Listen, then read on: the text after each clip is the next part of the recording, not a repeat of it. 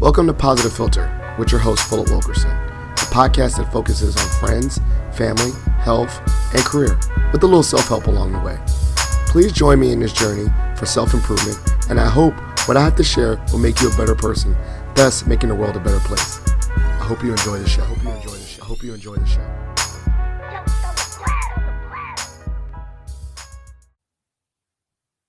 Hello, people of the world. It's Philip Wilkerson back with another episode of Positive Philter. I'm joined by a special guest. Well, I'm going to get right to it. You know that I'm the Prince of Positivity. I'm the King of Kindness, the unofficial mayor of Mason. And kindness is one of my pillar core values, right? I think that we all have opportunity to just show love to others. And so I'm joined by a special guest that's really elevated kindness, not only in his area of the United States, but all over the world. I'm joined by the founder and chief kindness chaser, Kevin Smith, who is a part of Kindness Worldwide. And so, Kevin, that was as much of a plug. Tell the listeners a little bit more about who you are, and we're going to have a great conversation about kindness today. Oh, how you doing, Phil? It's wonderful to be here. It's an honor to be here. It's a privilege to be here. And thank you for all that you are doing and have done in the kindness space. It's not a coincidence you are an ambassador of Kindness Worldwide. So, but yeah, a little bit of background about me. I mean, the truth is, Phil, I'm just an ordinary guy who was touched by the actions of an ordinary woman who did an extraordinary thing. She was kind. And I was a beneficiary of an act of kindness on Good Friday morning, 2023.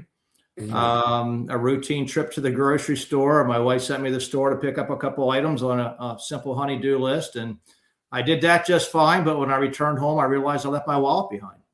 And in that precise moment, panic sets in, and my finger's literally on the panic button, which is the ignition button of my car, because I knew I had to have left my wallet behind at the store.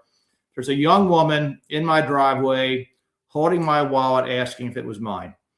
And it was all captured on Ring doorbell footage and whatnot. And it just, I thanked this young woman at the time, had the impulse to ask her name before she drove away, and offered her a monetary reward she refused to accept. And when I walked back inside, I was just overwhelmed by what had just occurred. I was inspired by it. Most of the news that we see and read every day is negative, and it's the exception, not the norm. But it kind of was an epiphany for me to see the good and recognize that good and kindness are everywhere. That is the norm. It's not the exception. But I simply wanted to, at the time, I felt I should have done more to thank this woman in a more meaningful way. And really from that point on, an innocent attempt to identify who this young woman was, thank her in a more meaningful way, go the extra mile for her like she literally did for me. It took on a life of its own. It became an adventure of a lifetime. It really is impossible to describe. It's actually the subject of a movie that's coming out soon. Mm-hmm. And it just became about making a meaningful difference. And it's really all about my why. I've lived my life shaped by the values of my upbringing, and my mother in particular, but I've always felt that the meaning of life is to live it in a way to make a meaningful difference. And, pathways miraculously open to do just that. I mean, it all inspired me to form Kindness Worldwide, just to pay it forward, so to speak. And Kindness Worldwide has a vision to create a culture of kindness in communities throughout the world, something I think we all agree that our world needs more of. And I used to feel powerless to do anything about all the things that would frustrate me and frustrate all of us about the world. I mean, there's certainly so much unkindness from time to time. And, I think there are leaders who I think need to be leading with kindness, which is a strength. There's too much division. And I used to be frustrated and feel, what can I do about it? I'm just an ordinary guy. And this whole adventure, actually, again, it became an epiphany to realize, you know what, maybe I can do something about it after all. So instead of feeling powerless, I now feel empowered to do everything in my power to actually try to be a catalyst for change, to lead by example, really try to manifest this vision of Kindness Worldwide, which has become a global movement. Just try to do my part. And if we all do just that, kindness is a choice. If we all just try to be the reason someone believes in the goodness of people, which we each have the ability to do just by simple choice to be kind, we literally can change the world. And that's what the vision of Kindness Worldwide is all about. So what was your background? Because obviously it's a very formal thing. What is your professional background? Business, politics, journalism, to you formalized it, you made a actual organization, but what was your background before this? Yeah, well, in the first part of my career, I was a corporate executive. I had a 12-year career at a Fortune 500 company at the time, a paper company. And I quickly rose the corporate ranks. And 12 years into it, I was promoted to a director of its largest business unit. On Mhm. paper, so to speak, everything was great and fine. And the C-suite next, that was the next promotion. But the further up the ladder I got, Phil, the less meaningful it was. I mean, paper's important, but not exactly going to change the world. And so I had an epiphany in my early 30s that life's too short to not enjoy what you do. And so I decided to leave the corporate world cold turkey just right after my most recent promotion. People thought I was crazy because, again, on paper, things looked great, but I was miserable. It wasn't meaningful. And so I started a wealth advisory practice 25 years ago.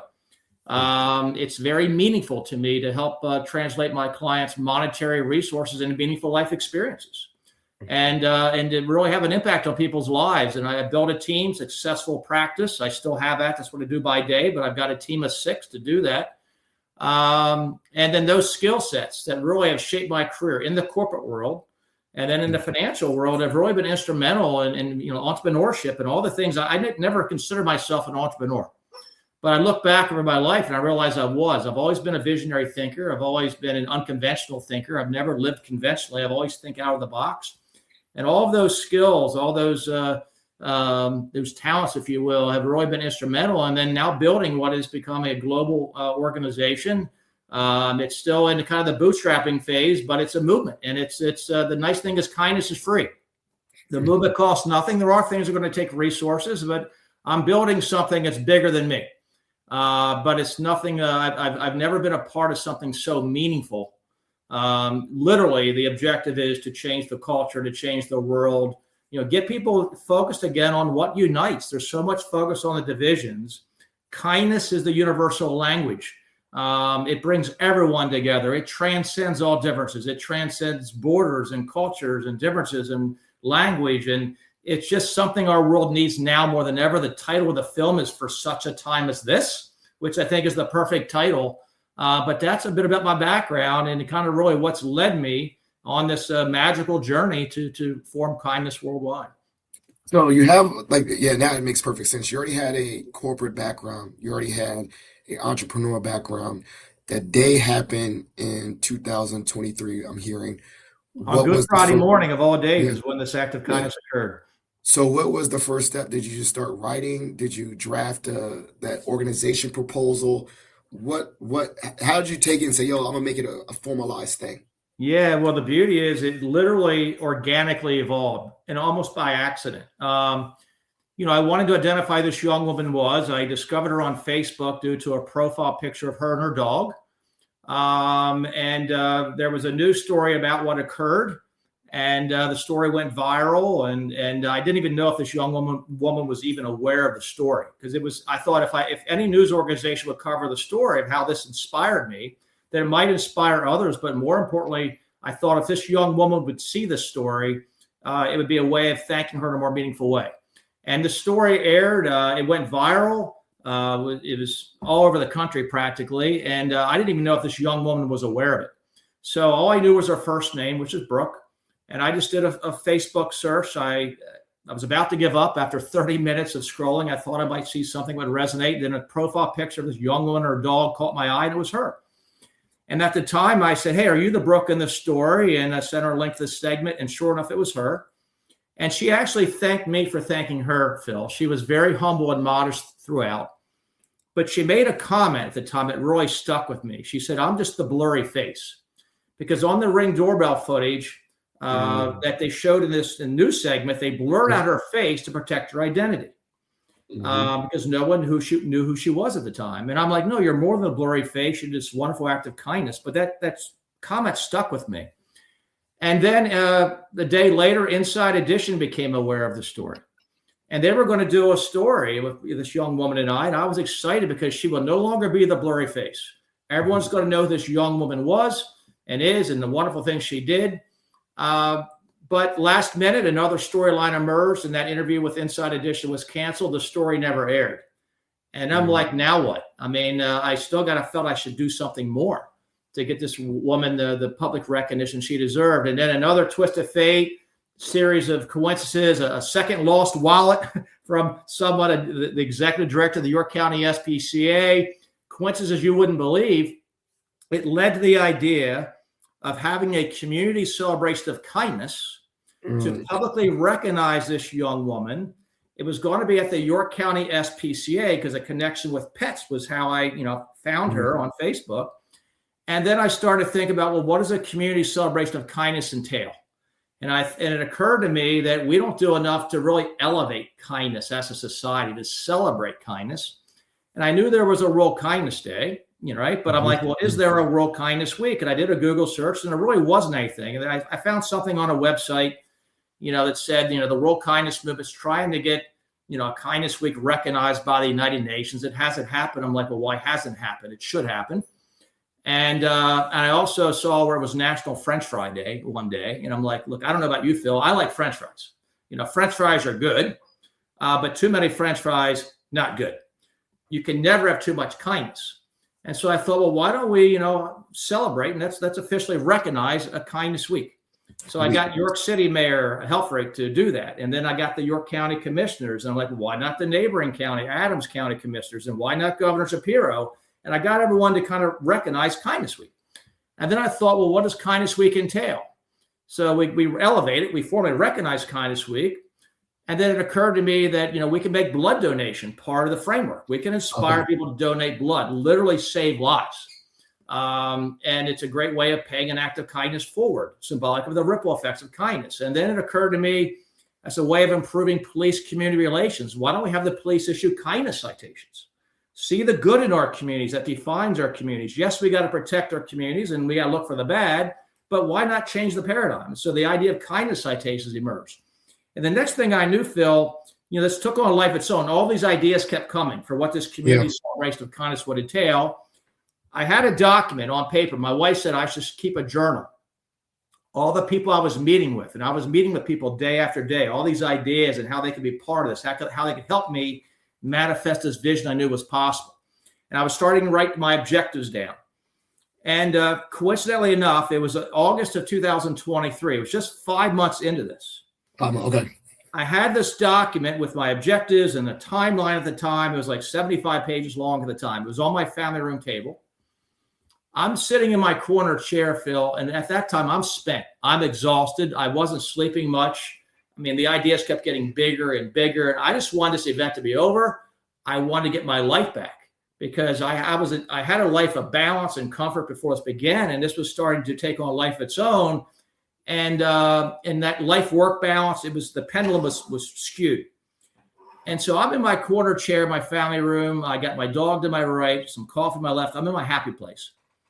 My brother-in-law, whose name is Michael Binko, happened to be visiting for the weekend. And Michael is very well known in the entrepreneur space. He's like the pioneer of the ecosystem model. His whole career has been about advising startup companies, and he works in that space. He knows this space. He happens to be coincidentally reading this document that's laying on my table, and he's reading it. And after 45 minutes, he looks up at me, and his exact words, Phil, he said, "Kevin, do you realize you have created in 5 months a sustainable, replicable model that has a higher probability of success than the most promising startup companies he's ever worked with takes 5 years or more to do?" And honest to God, Phil, I looked at him like, what model are you talking about? In my mind, I'm just creating this wonderful community event to recognize this young woman. The event's going to be over, and then I go back to my former life, and everything's honky-dory. And you were aiming for this event from that time. Well, the November was supposed to be a November 2023 event, correct? That's correct. So by then, it kept getting pushed out because I wasn't ready. So the event was going to be this summer, wasn't ready yet, and it kept getting pushed out. And then it occurred to me, I said, well, why don't we just bookend World Kindness Day, Saturday to Saturday, not just 7 days. Let's make it 8 days. I feel kindness deserves an extra day in the week. So we made it 8 days, not 7. And by then, Phil, I'd identified what I felt, I call now the 8 characteristics of kindness. I felt kindness needs to be broken down into its fundamental elements. I mean, we talk about kindness, but I felt we got to break it down more to hold each other accountable to a higher standard so we can define it better. So I identified 8 characteristics. And then just real quickly, those characteristics of kindness are gratitude, patience, forgiveness, empathy and compassion, respect, joy, generosity, and service. So by then I had this framework, and then we pushed it out. I thought, well, why don't we just showcase and elevate World Kindness Day by booking in it, Saturday to Saturday, make it 8 days, win-win all the way around. So that's how it got to be November. So it kept getting pushed out. So, by then and by August, all this was laid out on paper, and just, we weren't ready yet, but everything was moving towards November and this event. And then I'm just going to go back to my, my happy place again, my former life of balance and comfort. And then my brother-in-law, he said, Kevin, this framework for Kindness Week, he said, this is something we can bring to communities anywhere and everywhere. He said, our world needs this now more than ever. He says, you cannot stop with York and Adams County in Pennsylvania. He said, you've got to start a nonprofit. There you go.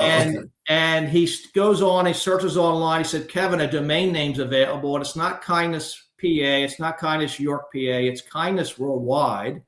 And honestly, Phil, when he said that, he said, you can't stop with York. And that was a point where, and I kind of felt it. I kind of knew how big this was becoming.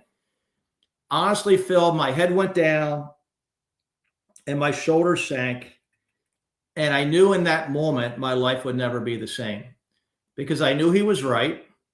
And I saw a pathway to actually bring people and communities together at a time our world does need it now more than ever. And I honestly felt, Phil, that if I don't pursue this for selfish reasons, because again, I wanted my life back. I wanted this event to be over. All I wanted to do was see that this woman was publicly recognized. But once this organically evolved, accidentally, and he said that, and he pointed out to me what I'd accidentally created, I knew he was right. And if I didn't pursue it, I couldn't live with myself. My conscience would not let me, for selfish reasons, say, nope, Michael, I hear you, but I want my life back. I'm not going to do this. And that's why I knew the rest of my life was going to be committed to this effort.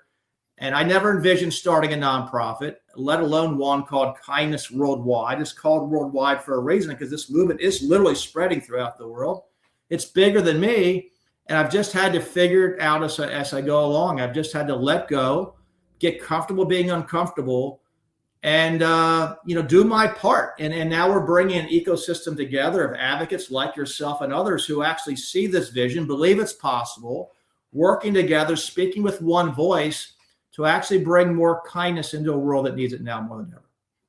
I love that. And I think we have to do a part 2, because I didn't tell you I'm on a tight time one for this one, but I definitely want to have a few questions before. One is that I love that you have made it available for others to try to implement. And I'm going to give you the example is the proclamations that you can give to local officials. You provided that template. I like to say that George Mason University and our Mason Chooses Kindness implemented that template.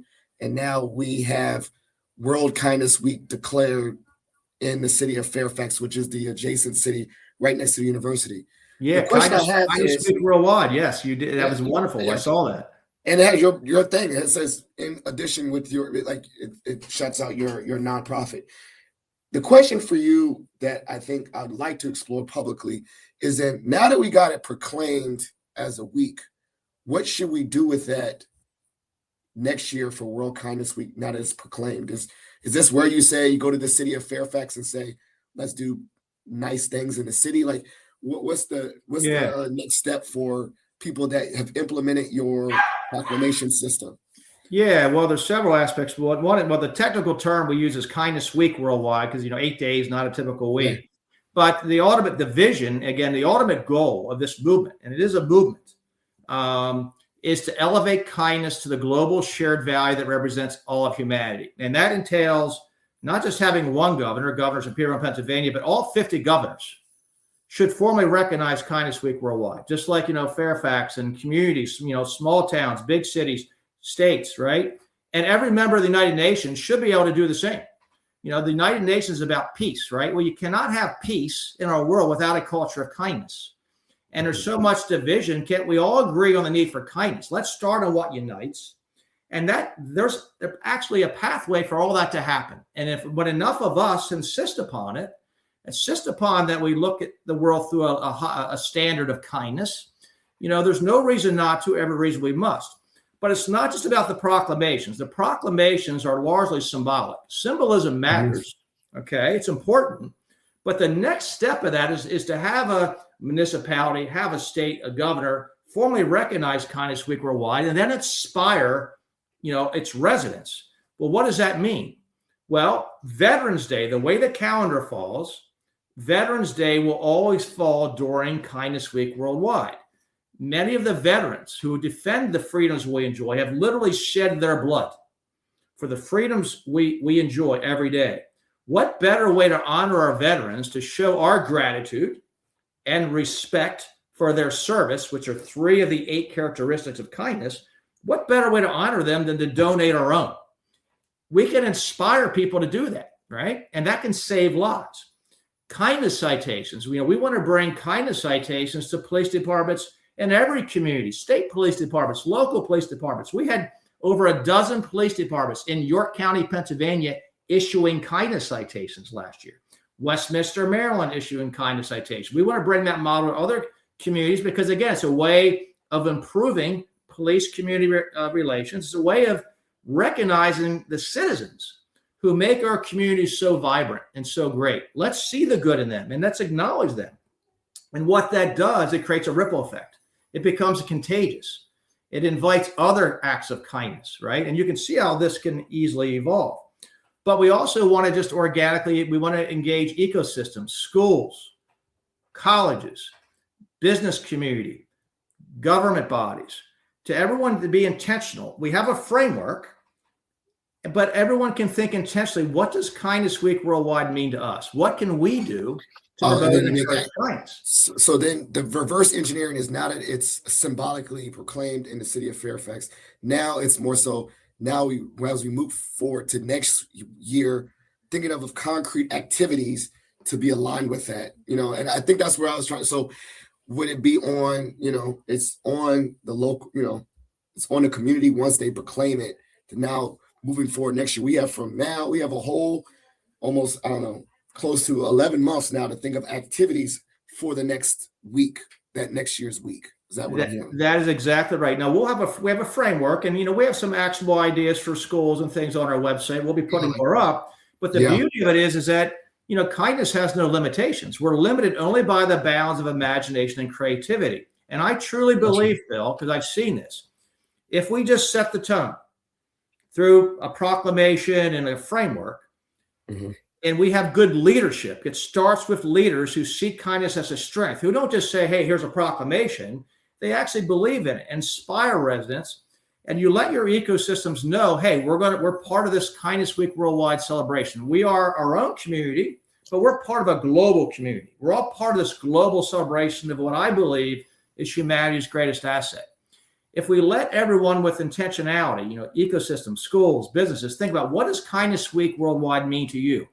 What can you do to celebrate the spirit of Kindness Week? Maybe it's collecting coats for the shelterless during winter to keep them warm. Maybe it's collecting food for the food pantries, to feed the homeless. Maybe it's just being intentional about being kind. If we can concentrate effort and energy into 8 days every year, hopefully that will then set the tone for mindful habits and behaviors that extend throughout the year. Because the goal to create a culture of kindness is not just those 8 days of Kindness Week worldwide, it's develop habits through it. It's every year. It becomes a way of life. But that can only happen if we are intentional about it. And we are thinking of kindness in that way. And that's really what this movement is all about. Let's start with 8 days and let's develop habits that extend throughout the year and beyond, and reminding everybody that we have the power to be the change we wish for. We can choose to be kind. We can choose to be the reason someone believes in the goodness of people. Any way we choose, there are various ideas, but it's so the freedom is to just embrace it in any way that we want. Well, I definitely I just got a ring that I got some duties that I had to attend to. So I definitely think we need to do a part two of this because we just touched the tip of the iceberg. But before we get off, I want to do a segment called Shot for Shot. You get to ask me any random question, and I get to ask you any random question. You want to go first, or I go first? Oh, wow. Okay. Well, what would you say in your mind Okay. when I say be the reason someone believes in the goodness of people? What comes to your mind as to how you are that reason? Well, how I'm a reason that someone was that the reason that someone Yeah. So when believes I in say, believes in the goodness of people. How do I accept that? in other words, what do you do when I say be the reason someone believes in the goodness of people? What in your mind, what is it that you do through the leadership of your example that does just that? Uh, I mean, put me on. I mean, I think it's just more so like encouraging belonging. Like you could be your goofy, you could be your authentic self. I try not to judge. You know, uh, I know that I'm not super happy or perfect at all, but if someone could say it anything, at least you know when I do try, Philip made me feel like I belong where I'm supposed to be. So whether I belong, I'm at work, they say, yo, Phil made me feel like I belong at work. My kids, my dad makes me feel like I belong at home. My wife makes me feels like he belongs, I belong with him as a partner. So I think that's my main word. I think the word belonging there is that like as long as you feel like included or make you feel included or heard or seen or valued, I think that's where I think people can see the goodness in the world is at least that attempt. Do I do it perfectly all the time? No, not at all. But I know I try to make people feel like they belong or try to be kind and that thing. So belonging, that's the first word that popped in my head. Beyond kindness is belonging. Like, Phil, you made me feel like I belong here, that kind of thing. And then I you love it. do. I love it. Well, you also it's similar. Like you also everyone wants to be seen. Not just visually, but they want to be understood and appreciated, and that's exactly what you do. And I saw that in you early on, and I'm like, Phil seems like someone who checks off all the boxes to be a kindness worldwide ambassador because that's really what you're doing every day, just by leading by example and seeing the good in others, seeing their heart space. And so thank you again for the leadership of your example. And that's also not taking myself so seriously. You and me both. Yeah, I was like, I make a lot of mistakes, like you can be real. All right. So inversely, what is a underrated impact of kindness? People, I discuss that the myths of it, you're kind, you're a pushover, that all, but then you're like, no, no, no. This is the underrated impact. Being kind will do this impact that you don't think about when you think of kindness. What is one of those unrated Well, impacts of kindness? well, the little things are the big things. We underestimate those little things. Simply calling someone by name is a way for someone to be seen. Hearing their stories, we're often very quick to talk too much instead of listening more. We want to, share about our stories, but everyone has a story and everyone is dealing with something behind the scenes. But I don't buy this argument that kindness is a weakness. I think people who say that is an excuse because kindness is a strength. And I'm telling you, because I've lived it, it is hard. There's like confetti kindness, the simple things, right? And they're important. No act of kindness is too small. But deep kindness, I mean, it's hard. It's a strength. When someone is unkind to us, our first impulse is to be unkind back, right? It is a strength through self-awareness to not receive that energy, not return that energy, but take the high road. I believe those who say kindness is a weakness, they're using it as an excuse because, by saying that, they don't have to do the hard work. They don't have to go the extra mile, so to speak. They don't have to be strong. And there's a whole science that backs this. I mean, people don't realize the brain science, the neuroplasticity of science of kindness. I mean, acts of kindness, when you are kind, it actually creates, all the endorphins and dopamine and all the chemical reaction in our bodies. People live longer. They live their healthier lives. It reduces the risk of dementia. Just observing acts of kindness does all that. And so I just think that there's a lot of myths about kindness. But kindness is very simple. It doesn't have to be hard. It doesn't have to be grandiose. It just can be those little simple things that are very easy to do. And yet for some odd reason, for many, they're just so hard. It's just trying to change the paradigm and realizing that we have control if we choose to be kind. And if we do that, it will literally change the world around us. It'll change the lives of others. It'll change our own lives. And it can actually ultimately change the world. I've lived it. My story is living proof of it. But those little things are really the big things. And we all have the ability to do those each and every day.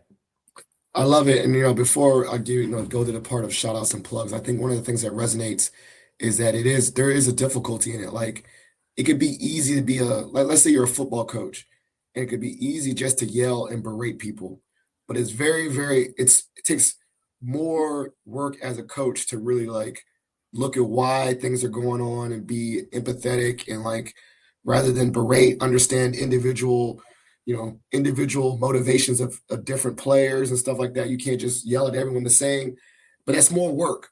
So when someone's like, they don't listen to me when I'm too nice, I think you're right. Like, they're just being lazier. It is harder to be a kinder coach or whatever. So I like that idea. It's like almost like you're putting in extra work by being kind, and it is not supposed to be easy to do so, but it's going to yield a lot more, because most times people are going to say to that was a good football coach because they become champion team rather than just a bunch of quitter, people that quit on the team because they probably had a bad coach, right? So I like that. It's harder. It's a harder style of leadership to be a kind leader. It's a more difficult leadership. But your style. best leaders truly are those that lead with kindness and see it as a strength, because you're shaping a culture, you're shaping a team.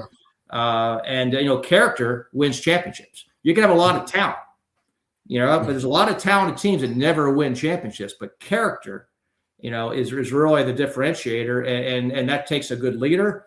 It's also been said that people don't care what you know until they know that you care.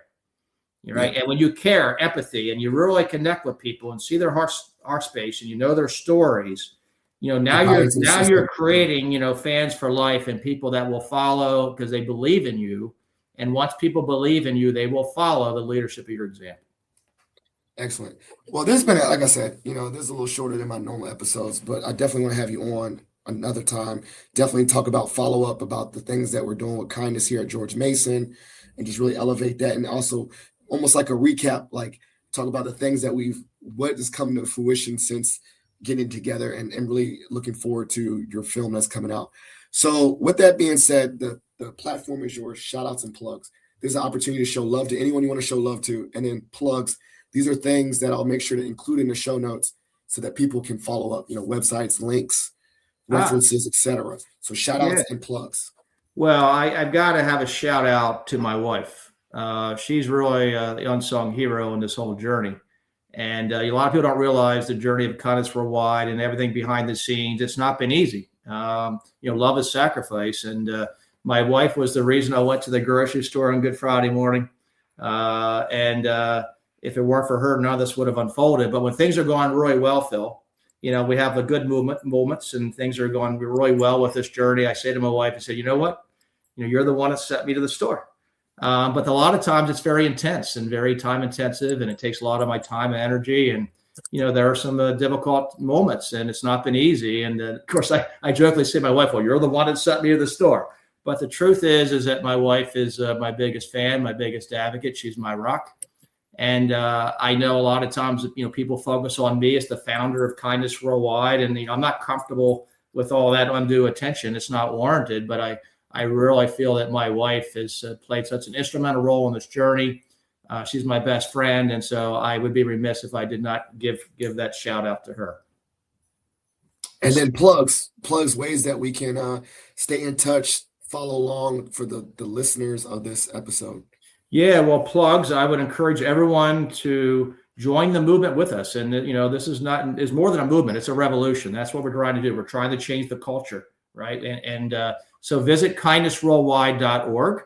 There are 3 brief videos that you can kind of get some background as to the story that inspired the formation of Kindness Worldwide. There are links and resources, including to the proclamation of Kindness Week Worldwide, which we want to bring to communities anywhere and everywhere.